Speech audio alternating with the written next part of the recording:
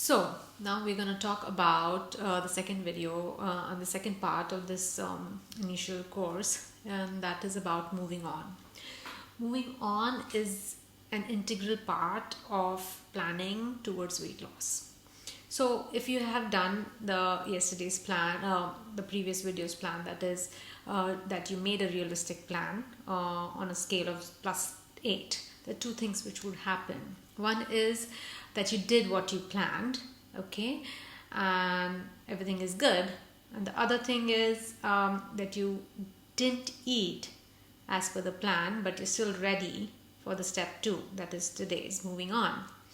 So now the thing is, what will happen is, most likely you might in the beginning part, 1 or 2 days you might actually follow the plan, but the second and third day you might not be able to follow the plan, or you might start having this negative talk that this is not gonna work, how am I gonna lose weight.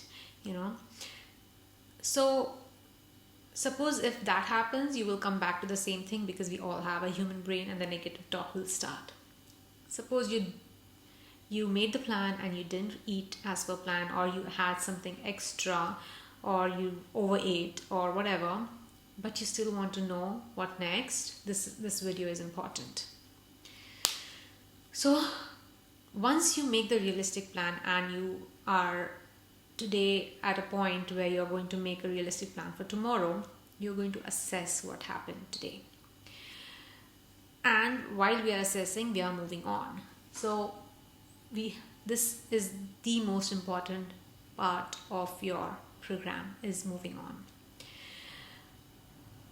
If you didn't follow the plan, notice how your negative self-talk is coming along, because what will happen is, like, it's so impulsive sometimes that you had planned it, but it's just there in front of you, the chips or the desserts or whatever that is not on the plan is there, or you feel like a rebel, like, no, why should I do this, I won't do this, I will go, I'm an adult, I can do whatever I want. And in the moment you have overeaten. Now what will happen is, the next day you will be filled up with regret, shame, guilt, and all the negative self-talk will start, like, I'm lazy, or I'm some sort of broken, I can't even do this much, a disappointment, I'm ashamed of myself. I will tell myself maybe I will never lose weight, that I'm a failure, I don't know I don't know what am I doing wrong, I don't know why I can't do it, something is terribly wrong with me. These sort of talks will start to come, and what will happen is, you will not be able to assess the situation, and you will not be able to plan realistically for the next day, and you'll be like off the plan. So negative self-talk is the biggest blocker to achieving weight loss. Understand this, remember this, keep it in your mind always. It has always blocked you all this while you were trying to do, you were trying to lose weight. Every day it will come, every moment it will come. We have 60,000 thoughts in a day, and it's constantly ongoing, the thought process. So the key point, what I want to tell you in this specific weight loss program, is that I will teach you how to assess our plans, because no one has taught you how to assess your plans until now, and that's why it's not worked. They will just give you the plan, and then they will tell you, okay, you need to follow this, but no one tells us how to actually follow it. No one tells us what to do when I don't follow it. So this is what I'm going to tell you. So notice the negative self-talk, which is the most important thing. Okay. Also notice that you're going to spend a lot of time in this shame tunnel. I call it. You're going to be in this shame, and then you're going to keep on thinking that I'm doing it wrong, or something is wrong, this is not how it's supposed to be. All that non-specific negative talk. Negative talk will always block your self-confidence to get the weight loss. It's the biggest blocker of self-confidence. And we spend so much time in it that we don't even realize that we are blocking ourselves getting whatever we want, because we have a human brain with the capacity to invent things, but we keep on blocking ourselves with these sort of negative self-talks. So understand that a good beating will never achieve any results. Imagine if you verbally abuse your kid, and only two things will happen after that. That child is either going to be scared and will never do what is supposed to be done, or the child will go into full rebel and do something completely opposite which you want. In either situation, the results are delayed or stalled permanently. Only a good parent can achieve the results faster. So they always say a good boss will get work done faster. So you need to be a good parent, a good boss to yourself, and stop with the negative self-talk. So the second step is recognize that it's normal. Notice the second negative self-talk which is coming along, and know that it's normal, and promise yourself that you will never do it again. Ever, ever, ever. It's nothing but a waste of your time and your money and your energy. So stop it now. You need to stop it. Nothing good will ever come out of it. The only thing which will bring out results and the goodness that you are is once you are being kind to yourself and you come from a place of compassion to yourself and move on.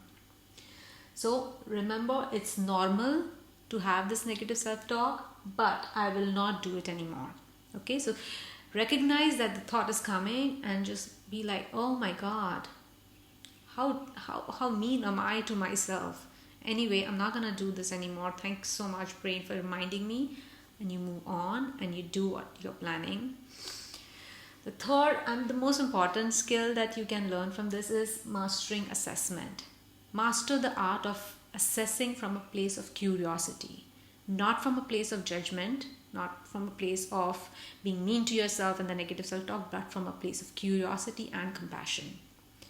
So while you're assessing, you learn what is working, what is not working, and what are the lessons learned. And then on, it's rinse and repeat until you get the result. So you have your plan you did yesterday that you followed apparently, or you didn't follow. You assess it. You see what worked. First thing you need to check is, did anything work? And trust me, you will find a lot of evidence of things which worked. So you have to find your wins. Then you will see what didn't work. And then what are the lessons learned? You will do this every day. It's rinse and repeat until you get your results.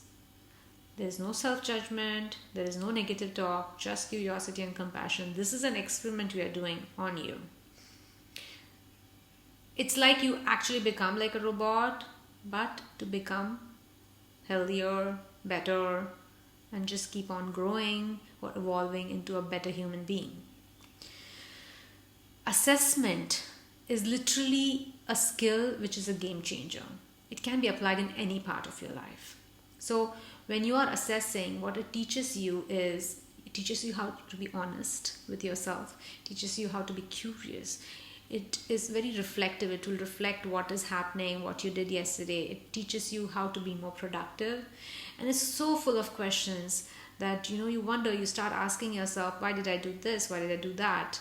And it teaches what is next for the next 24 hours.